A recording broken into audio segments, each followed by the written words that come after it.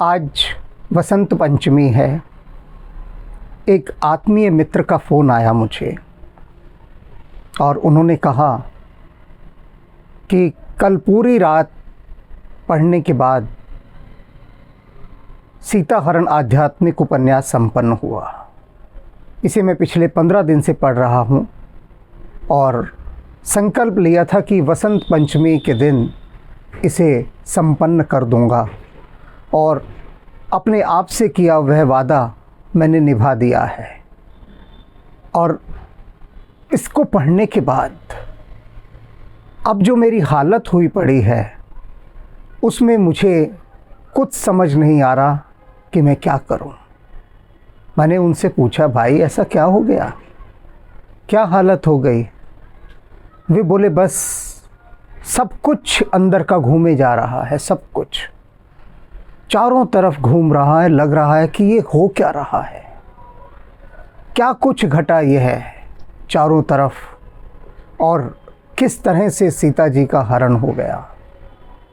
तो इसके विषय में मैं चाहूँगा कि आप स्वयं कुछ बताइए और उनके इस आग्रह का सम्मान करते हुए मैं यहाँ पर सीताहरण आध्यात्मिक उपन्यास के संबंध में कुछ वे महत्वपूर्ण बातें बताना जा रहा हूँ जिन्हें कि भक्तों के लिए जान लेना अति आवश्यक है।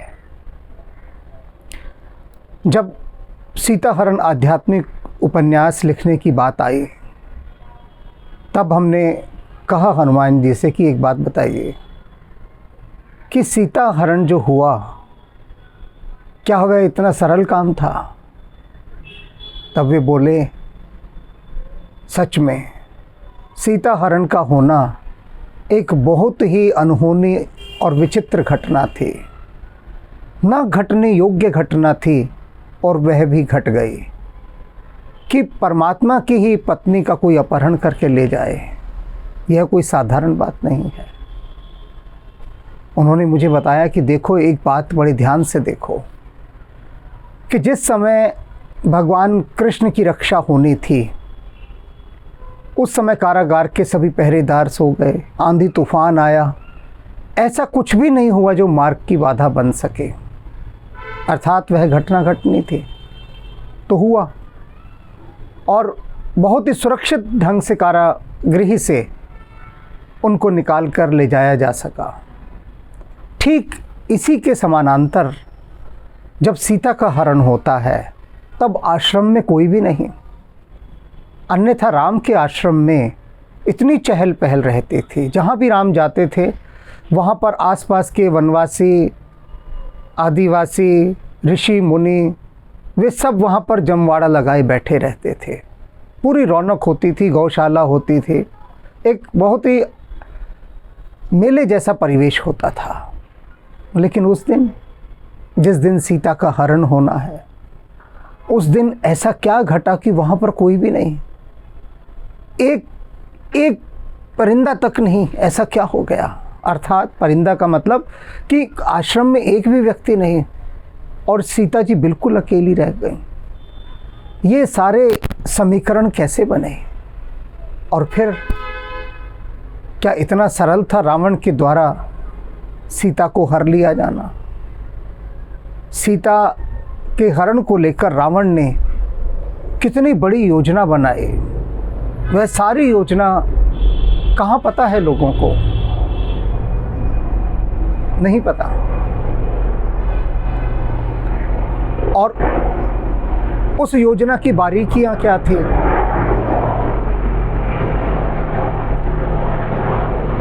आज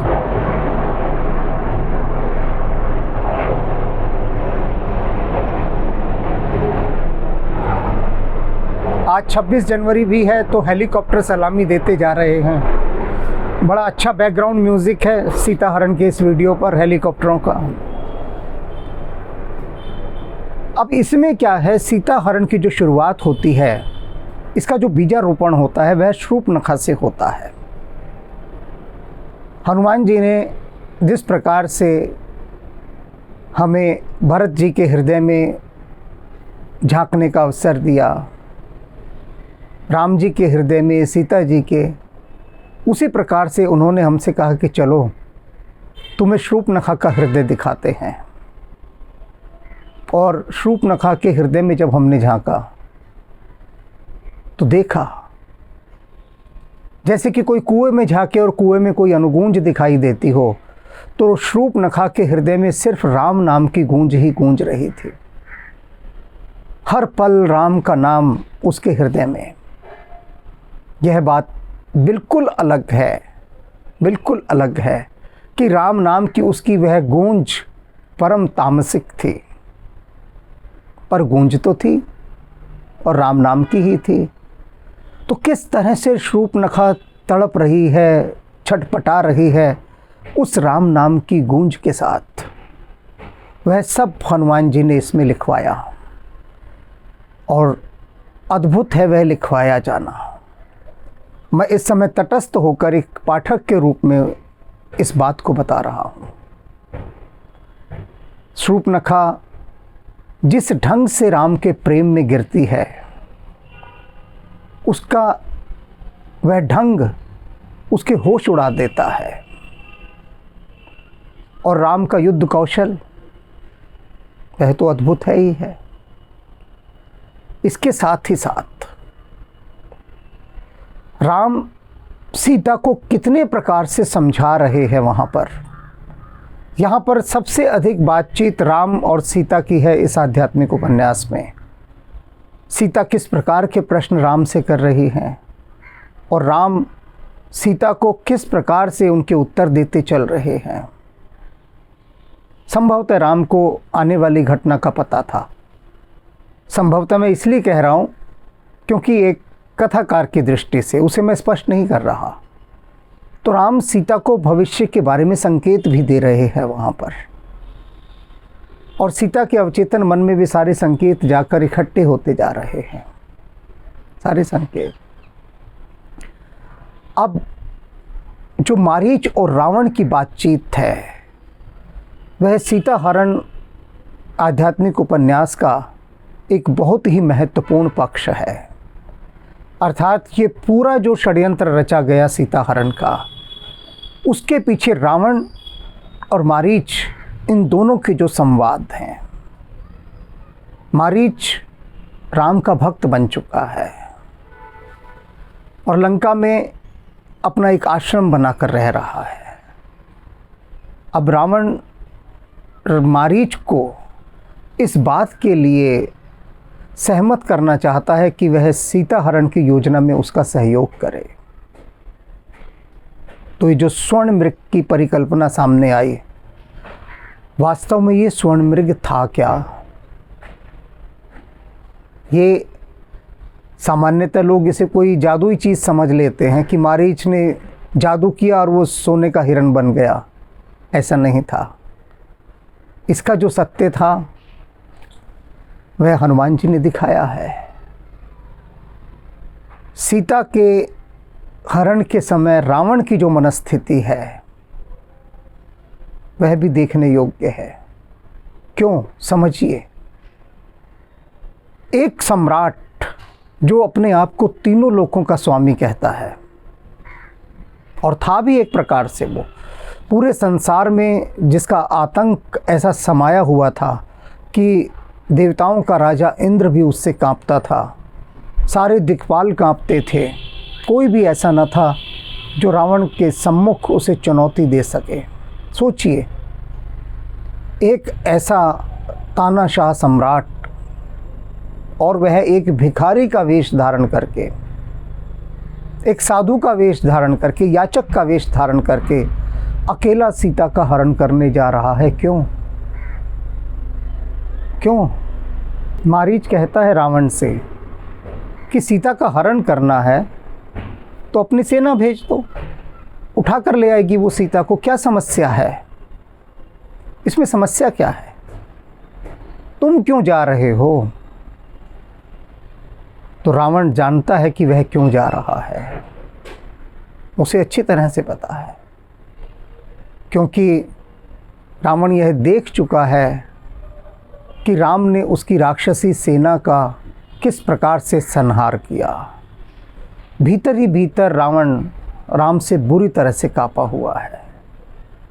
तो अब वह चाहता है कि राम की जो शक्ति है उसे निचोड़ कर रख दे। और बहुत अनुसंधान करने के बाद वह पाता है कि राम की यदि कोई शक्ति है, राम यदि किसी को सर्वाधिक प्रेम करते हैं, तो वह है उनकी पत्नी, उनकी प्राणवल्लरी सीता। और राम को मनोवैज्ञानिक रूप से, मानसिक रूप से दुर्बल बनाने के लिए, कमज़ोर करने के लिए रावण इस छल का सहारा लेता है, क्योंकि वह जानता है कि सम्मुख युद्ध में वह राम के आगे टिक न सकेगा।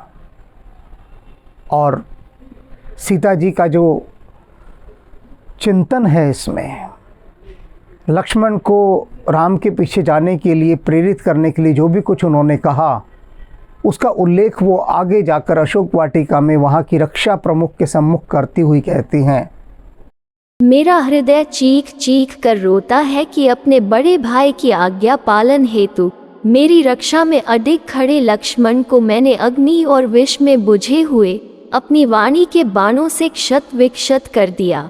मैं तुमको भी नहीं बता सकती कि मैंने लक्ष्मण से क्या क्या कहा। वे शब्द इतने अधिक अशोभनीय थे कि मैं स्वयं भी उन शब्दों को दोहरा नहीं सकती। यदि संसार के सर्वाधिक अशोभनीय शब्दों को खोजना हो तो वे मेरे द्वारा लक्ष्मण को कहे गए शब्द ही हैं।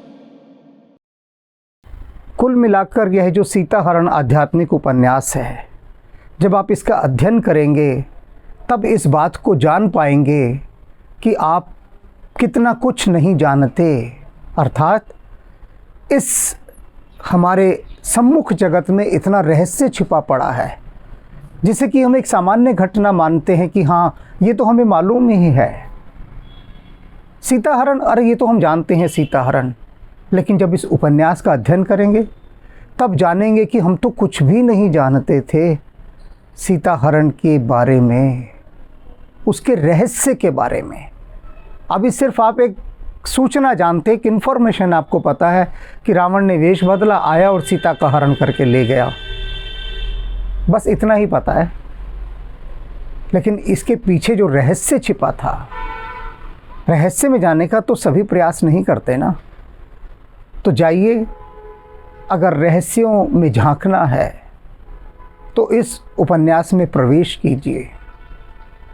आपके भीतर के बहुत सारे सोए चक्रों को ये जगा देगा, क्योंकि इसका अध्ययन करते समय जो ऊर्जा आपके भीतर उठेगी।